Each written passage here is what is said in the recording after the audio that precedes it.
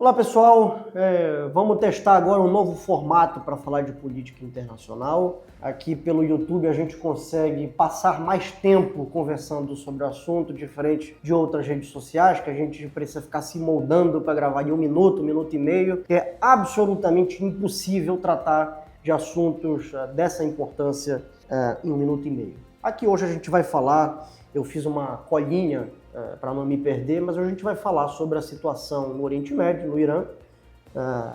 Estamos na iminência de um possível e provável ataque dos Estados Unidos ao Irã e tem três assuntos aqui para falar. Primeiro, sobre esse teatro, vamos falar sobre o senhor da guerra, nós vamos chegar nesse assunto, e sobre a classe política dentro dos Estados Unidos. Primeiro, para contextualizar o que está acontecendo, nesse momento a gente tem a maior força, o maior movimento de forças militares dos Estados Unidos em direção ao Oriente Médio desde a Guerra do Iraque em 2003. Então tem sido uma movimentação muito intensa nos últimos dias, saindo tanto dos Estados Unidos quanto da base do que os americanos têm tanto na Europa quanto ali nas redondezas dentro do Oriente Médio.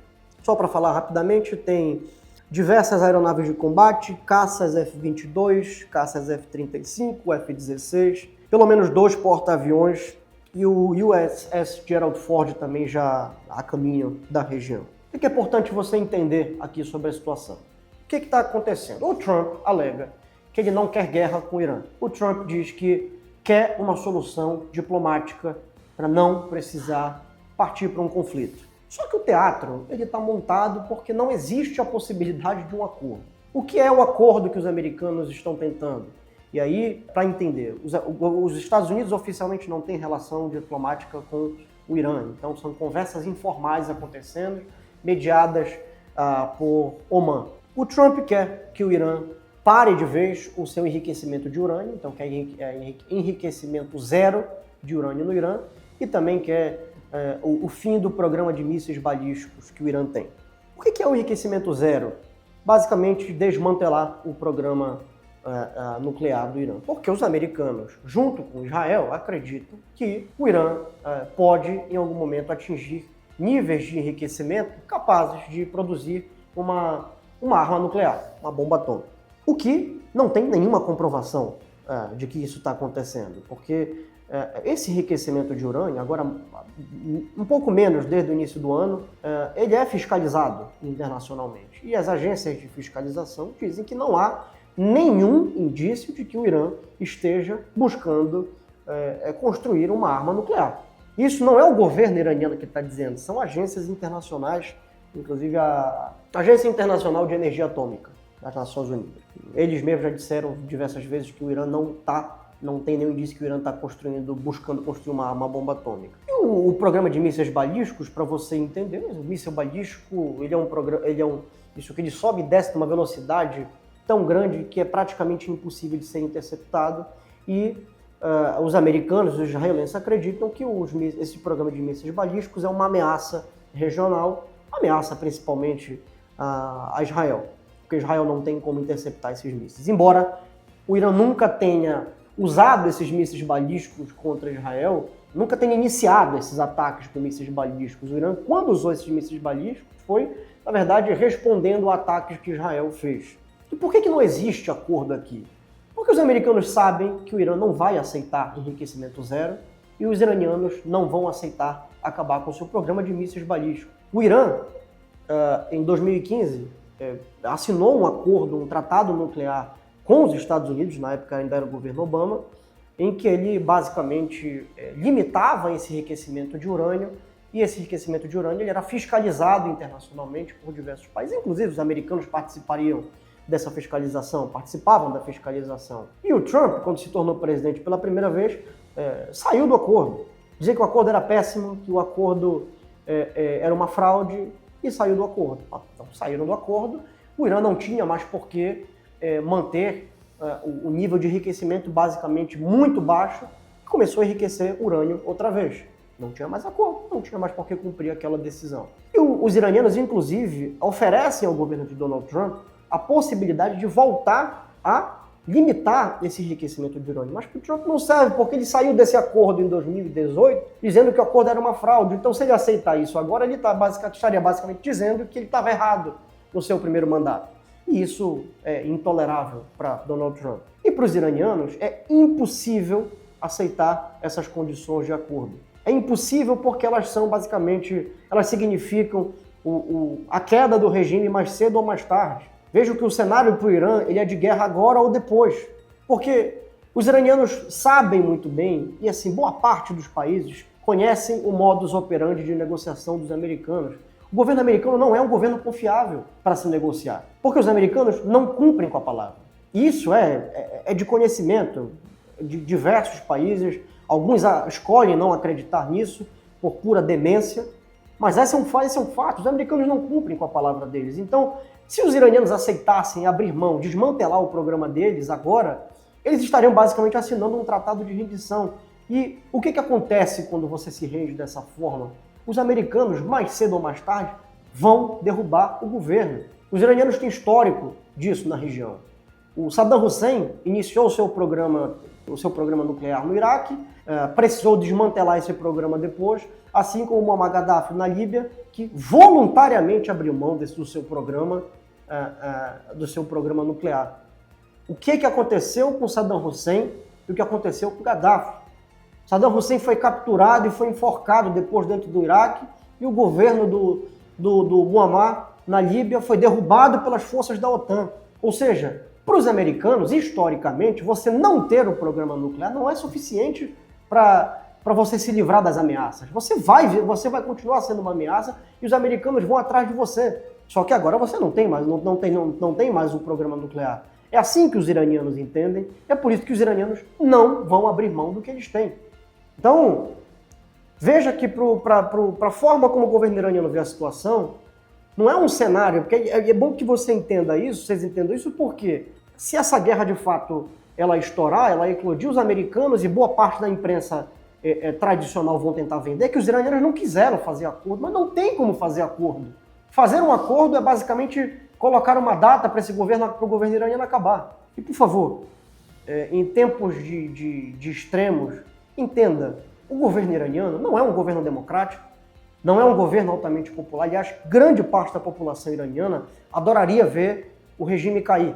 O governo iraniano reprime seu povo, mas matou milhares de pessoas nos protestos agora em janeiro. Mas isso aqui é uma discussão geopolítica, então vamos tirar as emoções da mesa para poder analisar esse teatro que está sendo montado internacionalmente. Os americanos, muito bom dizer, eles são excelentes para derrubar governos. Não existe no mundo um país que tenha uma capacidade tão ágil e invejável de conseguir derrubar um governo como os americanos conseguem. O que os americanos não sabem fazer é o depois. O que a gente faz depois que a gente derrubar esse governo? E os americanos claramente não fazem a menor ideia do que fazer com o Irã. Não se engane não, matar o Ayatollah não é tarefa difícil. O Conselho Supremo do Irã, que está abaixo do Ayatollah, é muito possível que a inteligência americana, com a inteligência israelense, tenham conhecimento de onde estão esses membros do Conselho e possam simplesmente executá-los, como fizeram agora com praticamente toda a cadeia de comando do Hezbollah, fizeram com o Hamas também. Só que isso não garante que a queda desse governo vai dar aos americanos o governo que eles querem. Aliás, é até importante dizer que a inteligência iraniana é péssima. A contra-inteligência iraniana é péssima. E, inclusive, há rumores de que dentro do Conselho Supremo exista um dos conselheiros, seja inclusive um agente israelense atuando para dar informações ao governo americano e ao governo de Israel sobre o que acontece ali dentro. Mas são apenas rumores. Mas veja bem, derrubar este governo não resolveria o problema, porque o problema ele é muito maior que apenas estes nomes. E não existe uma sucessão. Não existe um nome de oposição verdadeiramente popular no Irã. Quem é de oposição já está no exílio. E os nomes que estão no exílio, o nome mais forte é o do Reza Pahlavi, que é filho do Shah. O Shah comandava o Irã, foi chutado pelo povo na Revolução Islâmica de 1979, e o filho dele mora no exílio nos Estados Unidos, riquíssimo, diga-se de passagem, desde o fim da década de 70. Então ele é um sujeito que não põe os pés no Irã desde o fim da década de 70. Ele tem uma parte da população que apoiava a monarquia, apoiava o pai dele e que topariam ver ele no poder outra vez. Mas ele não tem capacidade de criar governabilidade. E Donald Trump entende e sabe disso. Trump, inclusive, já disse que o herdeiro do trono, o Reza Pahlavi, talvez não seja o nome ideal numa sucessão do governo iraniano. E o Irã é um país que, se você tirar o governo, você tem diversas pequenas facções atuando, diversos grupos étnicos, religiosos, que disputam poder. Essa é a história do Oriente Médio. O Oriente Médio funciona assim. E aí é que é importante você entender como os americanos veem a sucessão do Irã e como Israel vê a sucessão do Irã. Para os americanos, para Donald Trump, o cenário ideal é que ele consiga, em algum momento, derrubar o governo iraniano e colocar um sucessor que eles consigam controlar, que o país esteja minimamente estável e aliado dos americanos. Esse é o cenário perfeito para os Estados Unidos. Para Israel não é esse o cenário perfeito. Para Israel, o cenário perfeito é que o Irã vire um hospício. Quanto mais fraco o governo internamente, melhor para Israel, porque não corre o risco desse governo se tornar uma ameaça em algum momento. Ainda que isso custe a vida de muitos iranianos e que o país fique em guerra civil, para eles seria muito mais vantajoso, porque esse é o modus operandi de Israel dentro do Oriente Médio. Dentro da Síria, o novo governo, que agora é governado por um terrorista socialmente aceito pelo Ocidente, o Al-Jolani, que é um capacho agora de países ocidentais, obedece tudo o que eles mandam, mas também não tem capacidade de governabilidade, é um país completamente destroçado por dentro. Para Israel está ótimo assim. A Líbia em guerra civil, com gente morrendo praticamente todo dia, desde a guerra da queda do governo do Muammar Gaddafi, está ótimo assim, porque não é mais uma ameaça. Então, são cenários diferentes com o objetivo de derrubar o governo iraniano. Claro, o Irã não atua sozinho. O Irã é um país que financia muitos grupos próximos. O Hezbollah no sul do Líbano é o principal deles. Tinha facções que o Irã financiava dentro da Síria, que agora não funcionam mais. Muitas facções dentro do Iraque e os Houthis no Iêmen também. E o Hezbollah, principalmente, que é o principal deles, embora esteja muito enfraquecido por conta da guerra com Israel no ano passado, esses grupos sabem muito bem que se o Irã de fato entrar em uma guerra dentro da região, eles vão precisar entrar também, porque eles só existem por conta deste governo que está no Irã. Então, é uma guerra de vida ou morte para muitos deles. Então, é uma guerra total para todos eles. Isso causaria um temor dentro da região, porque você desestabilizaria a região. E olha que coisa curiosa. Muitos países, a imensa maioria dos países no Oriente Médio, não gostam do regime iraniano. A Arábia Saudita, principalmente, os Emirados Árabes, o Catar, a Jordânia, eles não gostam do regime iraniano. Eles toleram o regime iraniano. Todos esses países são contra uma guerra com o Irã agora, porque eles sabem o que isso pode causar dentro da região. Existe um único país que está sedento para ver essa guerra acontecer, que é Israel. É o único país na região que tem um anseio para ver isso acontecer. E quando a gente fala Israel, a gente fala, na verdade, do Benjamin Netanyahu, que é um senhor da guerra dentro daquele país. O Benjamin Netanyahu já foi 6 vezes à Casa Branca, nesse segundo governo de Donald Trump. Nenhum outro chefe de Estado visitou tantas vezes a Casa Branca como Netanyahu. Netanyahu não precisa nem de assistente, ele já sabe como entrar, já sabe onde ficam os banheiros da Casa Branca, já conhece absolutamente tudo. E o Netanyahu é um senhor da guerra, é um delinquente à frente de um país que vive num delírio sobre o Oriente Médio que ele tenta vender há décadas dentro dos Estados Unidos. O Benjamin Netanyahu, por questões de contexto histórico, no dia seguinte, no dia após o atentado às Torres Gêmeas, no 11 de setembro, Benjamin Netanyahu estava ao vivo na Fox News, dizendo que era preciso derrubar o governo do Iraque, do Saddam Hussein, que era preciso derrubar o governo do Irã para estabilizar o Oriente Médio. Benjamin Netanyahu foi ouvido diversas vezes no Congresso americano e dizia naquela época que se derrubassem o governo do Saddam Hussein no Iraque, o Oriente Médio entraria em tempos de paz. O que aconteceu? Derrubaram o governo do Saddam Hussein no Iraque e não houve paz.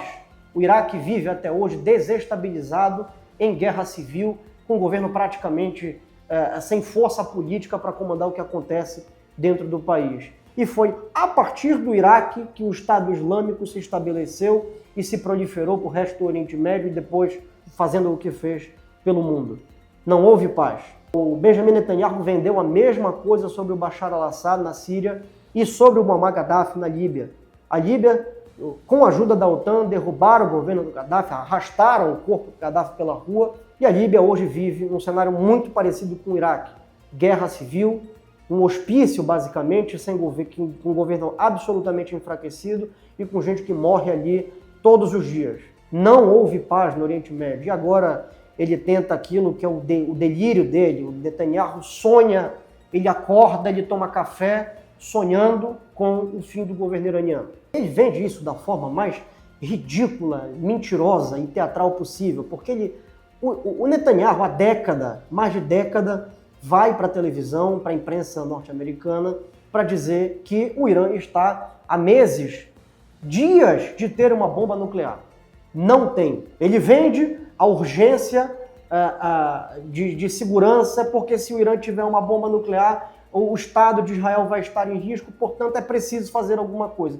Ele vende essa urgência há mais de uma década dentro da imprensa e dentro do governo americano e nunca conseguiu, de fato, transformar isso na guerra que ele tanto almeja e agora parece que isso vai acontecer, isso tem uma grande possibilidade de acontecer. Essa quantidade de arsenal militar sendo movido por Oriente Médio, ela não é movida à toa, então é possível que haja um ataque prolongado de semanas no Irã e a gente não sabe como isso acaba. Guerra a gente sabe quando ela começa, a gente nunca sabe como ela acaba, porque isso pode desencadear diversos outros conflitos, desencadear diversos outros ataques e isso vira uma grande bola de neve, como sempre foi dentro do Oriente Médio. Esse senhor da guerra, o Netanyahu, esse delirante, está muito perto de conseguir isso. E como é que ele faz isso? Ele vai na Casa Branca, mas ele vai também dentro do Congresso americano. Boa parte do Congresso americano responde primeiro a interesses estrangeiros antes de responder a interesses dos próprios americanos. Eu vou citar dois nomes aqui. O primeiro é o senador Ted Cruz, que já recebeu uma boa bolada de dólares americanos de fundos lobistas ligados a Israel. E essas pessoas, quando recebem esses fundos para defender os interesses de Israel no Congresso americano. Isso não é uma coisa que eu estou inventando, isso tem dados, tá? É muito claro e evidente. Então você tem o Ted Cruz e o Lindsey Graham, que é um senador há décadas aí já, há muito tempo, pela Carolina do Norte, se não estou enganado. É um sujeito que eu particularmente tenho nojo de assistir ele falar, porque é um nível de imbecilidade completa para falar sobre o Oriente Médio que dá vontade, às vezes, de tacar o controle na televisão para não assistir esse sujeito falar. Ele diz declaradamente que ele, a cada 2 semanas, está em Tel Aviv. O Lindsey Graham, ele, em qualquer outro país mais sério, poderia estar preso por traição à pátria, porque ele claramente é um sujeito que diz isso com as próprias palavras, que precisa defender os interesses de Israel. Se você pretende defender os interesses de Israel, se mude para Israel e seja senador, vá para o parlamento em Israel, não nos Estados Unidos. Se você está dentro de um parlamento de um país, você deveria responder os interesses nacionais primeiro e depois os interesses do seu país no estrangeiro. Não acontece isso nos Estados Unidos e esse sujeito, Lindsey Graham, para mim é uma das figuras mais deploráveis dentro do Congresso americano. E aí, para entender como funciona hoje o governo americano, o Donald Trump voltou para a Casa Branca reafirmando que ele é um presidente que não começa guerras, ele não faz guerra, ele é um presidente que veio para acabar com as guerras que o Joe Biden deixou e coisas do tipo. A sua base de apoio ela tem 2 lados, basicamente. O MAGA, os conservadores do Make America Great Again, refundaram o Partido Republicano. Você tem os políticos tradicionais, que você tem o Ted Cruz, o Lindsey Graham e diversos outros, e você tem a outra ala que é absolutamente radical contra guerras. A ala tradicional advoga pelas guerras. São senhores da guerra também. E para esses sujeitos, a guerra com o Irã é algo que eles tentam há muito tempo. eles fazem lobby no Congresso americano para fazer essa guerra acontecer. Só que a outra parcela do eleitorado do Trump não é assim. E estão irados com a possibilidade dessa guerra acontecer. Porque sabem o tamanho da tragédia, sabem que isso, se a coisa desgringolar, isso pode desencadear em soldados americanos precisando colocar o pé dentro do Oriente Médio mais uma vez. E o passado recente, ele foi tenebroso para os americanos quanto a isso. E nos leva também para falar da opinião popular. Boa parte dos americanos, honestamente, não fazem ideia que estão na iminência de uma guerra dessa magnitude. Mas, agora em janeiro, quando o Irã reprimia os seus cidadãos nas manifestações, que matou milhares de iranianos, o regime iraniano persegue seus cidadãos, o regime iraniano persegue mulheres e faz o que for possível para manter o status de poder, ainda que isso custe milhares de vidas de iranianos. Naquela época, agora em janeiro, houve uma possibilidade de Donald Trump atacar o Irã, bombardear o Irã. Agora, em janeiro, 7 em 10 americanos eram contra esses ataques. Porque os americanos entendem que se existe um problema do Irã com Israel, esse é um problema do Irã com Israel, não dos Estados Unidos. Os Estados Unidos têm outros problemas. No ano passado, 60% da opinião popular era contra também bombardeios com o Irã, porque isso poderia desencadear uma guerra e as pessoas temem, os americanos temem, voltar para aquele cenário em que soldados americanos podem acabar sendo enviados para uma guerra custosa, que custa vidas, custa recursos e não tem os resultados que são vendidos por aí. Portanto, estamos na iminência de um cenário muito grave no Oriente Médio, para ficar atento. E esse vídeo na verdade, para você, quando olhar as notícias daqui para frente, ficar muito atento, porque o teatro ele está armado. Até a próxima.